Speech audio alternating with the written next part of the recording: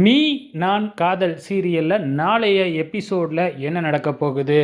இப்போ நம்ம ஹீரோயின் அபிக்கும் விக்னேஷுக்கும் 10 நாளுக்குள்ளே கல்யாணம் அப்படிங்கிற மாதிரி பேசி முடிவு பண்ணிடுறாங்க.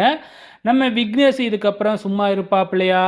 ஸோ சும்மாவே இருக்க மாட்டேங்கிறாரு. நம்ம அபி வேலை செய்கிற பொட்டிக்கே வந்து பார்த்திங்கன்னா வந்துடுறாரு. அந்த நேரம் பார்த்து நம்ம அபியும் ராகவும் வழக்கம் போல் பேசிக்கிட்டு இருக்கிறாங்க.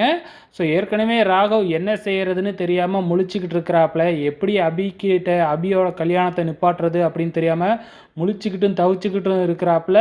இந்த நேரத்தில் ராகவை வெறுப்பேற்றுற மாதிரி இந்த விக்னேஷ் வேறையா வந்து நம்ம அபிக்கிட்ட ரொமான்ஸ் பண்ணிக்கிட்டு மோதிரம், அதாவது ரோஜா பூ மாதிரி ஒரு மாடல் இருக்கிற அதை ஓப்பன் பண்ணால் அதுக்குள்ளே மோதிரம் இருக்குது. அதை வச்சு நம்ம அபிக்கிட்ட ப்ரப்போஸ்லாம் பண்ணி நம்ம ராகவை வெறுப்பேற்றிக்கிட்டே இருக்கிறாங்க. நம்ம அபியோட ரியாக்ஷன் என்னவாக இருக்க போகுது? ஏன்னா அபி ஒன்றும் இதை பிடிச்சி கல்யாணத்துக்கு ஒத்துக்கல இல்லையா? தன்னோட சூழ்நிலை, தன்னோட குடும்பமே ஓகே சொன்னதுனால வேறு வழி இல்லாமல் இந்த கல்யாணத்துக்கு ஒத்துக்கிட்டாங்க. கண்டிப்பாக அந்த மோதிரத்தை அபி ஏற்றுக்க மாட்டாங்க அப்படின்னு தான் நினைக்கிறேன். அப்படி இல்லைனா ராகவ் இந்த இடத்துல கண்டிப்பாக ஏதாச்சும் ஒன்று சொல்லுவார்.